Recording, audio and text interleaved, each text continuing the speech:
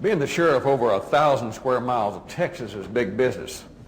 Over 250 employees, I have 75 automobiles, plus I'm responsible for the detection, the apprehension, and the prosecution of criminals.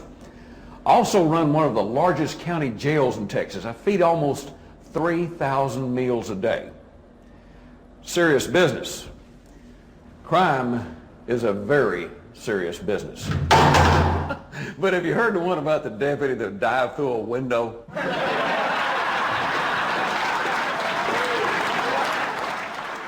Laugh at yourself. Let me tell you something. True story. Many years ago, we got an old restaurant in Tyler, Texas, and it had false burglar alarms every night. Every night, burglar alarm would go off, cops would run out, we'd circle the place, nothing happened. Went on for years. Y'all know what I'm talking about? All right. Burglar alarm goes out, me and my rookie partner, we're going out there, and I'm just driving around the building, spotlights, ain't nothing to it. We get out in the front parking lot. I'm sitting there. At that time in my life, I was a smoker. I lit up a cigarette, and my rookie's standing there in front of me. He's not doing very well. I hear this tinkling of glass and a thud right there between me and this rookie next to the car. I said, "What's that?" He said, "I don't know. I'm the rookie. I'm not supposed to know anything."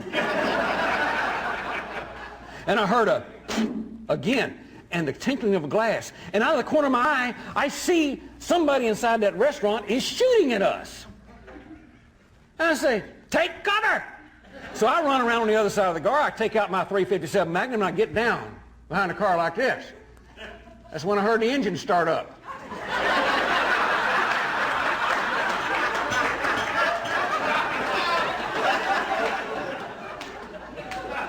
What the? And he drives off, and I'm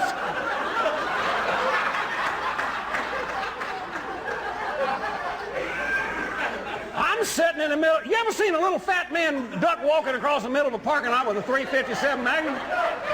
And this guy's shooting at me from inside the restaurant. So I get this idiot rookie, and I say, "Hey, you gonna get me killed?" By this time, he's called for help. Everybody shows up, including the funeral home.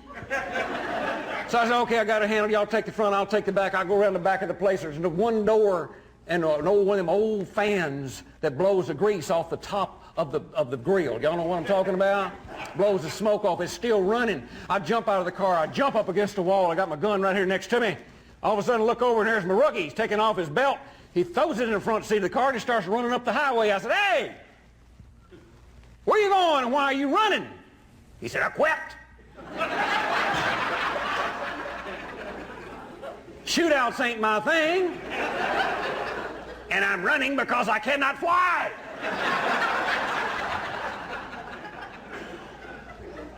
Got no time for him. We got a shootout going on here. I'm looking down that wall. I see that fan running. I'm thinking, I can see through a running fan. I think I'll sneak down the side of this wall and look in and see what's happening. So I start sneaking down the side of this wall, and I hear this real loud boom come from the front of this restaurant. I'm thinking, what's that? I get down with my .357 Magnum right here next to my head, and I looked in real quick, and now I know what the boom was. That's tear gas being pumped through the front of the building.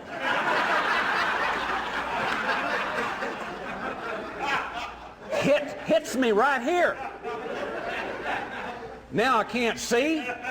My nose is running, and I'm staggering around like this. And I'm staggering around. I'm trying to find the side of the building so I can get back down the side and be safe. And I'm running along the side of the building, can't see. Nose running down across my lips. And that's when I hit this little water hydrant that come out of the side of the building at my kneecap.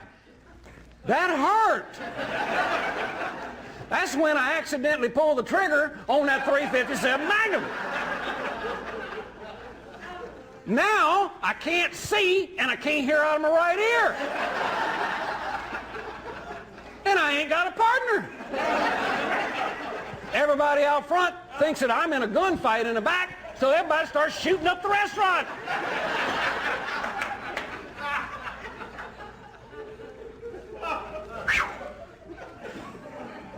You say, what's the moral of the story? There ain't one. My gosh, it just happened.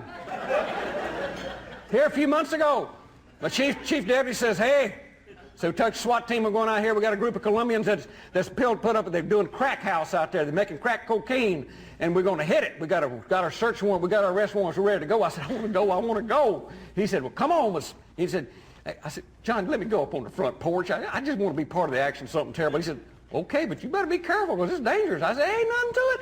And so I know what's going to happen. That SWAT team's going to, I got a point, man. He's going to take this piece of metal, and when I give him the signal like this, he's going to hit that little window. He's going to rake out the glass. One on the other side is going to pull the pin out of that stun grenade. For those of you who don't know what a stun grenade is, it's a flashbang.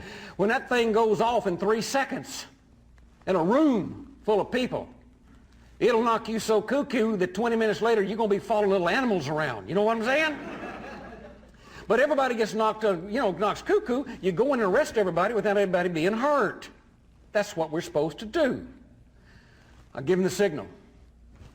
Pull the pin. The other guy on the other side knocks the window out, rakes out the glass. The guy reaches over and throws it in the window. Only what happened was when them Colombians had built that house, they didn't build it to American specifications. They put the screen on the inside.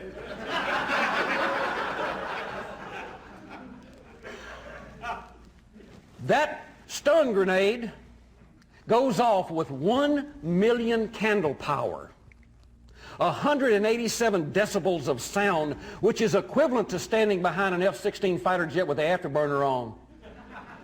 2,500 degrees Fahrenheit, burns a hole in the floor about 26 inches around. That thing bounced off of that screen right over between my legs.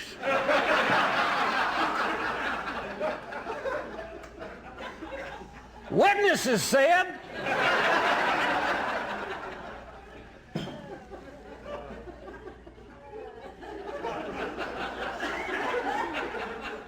when that thing went off, I remember looking down and saying, oh, never got the second word out.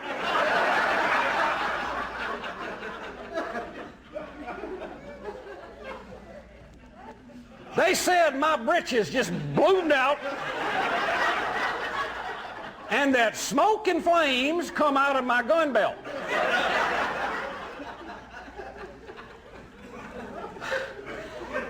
I woke up walking around out there in the front yard with the smell of singed hair coming up from underneath my shirt. One of my lieutenants had me by the shoulder. He said, Sheriff, are you okay? And I remember looking into his 6 eyes, 2 noses, and 4 sets of lips. And I said, yes.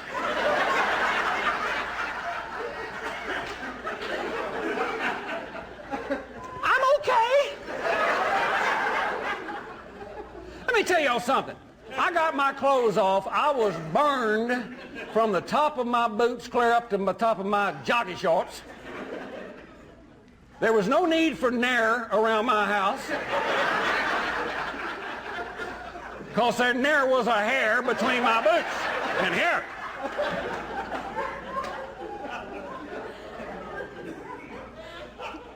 Now listen, y'all. I'm a man with 35 years experience in this business. I've arrested some of the most notorious criminals in the world. Rapists and robbers, murderers and burglars. Put my finger out and said, you're under arrest, buddy. Wasn't the same after that.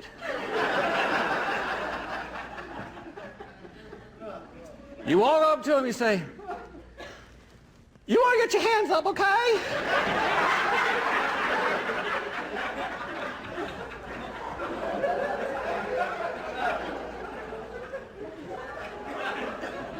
Don't ask, there ain't no moral. There's no moral. But let me tell you something. It was not funny at the time, but you know what we got to do? I hate to tell you that story, but it happened and it's funny now. And that's what we've got to do, is we've got to laugh at ourselves. This is Easter. She's one of my favorite horses.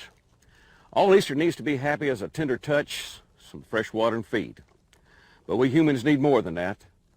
We need laughter. Laughter is lawful, it's legal, and it's legitimate. And all experts agree. It's probably the best medicine for what ails you. Give me a shot.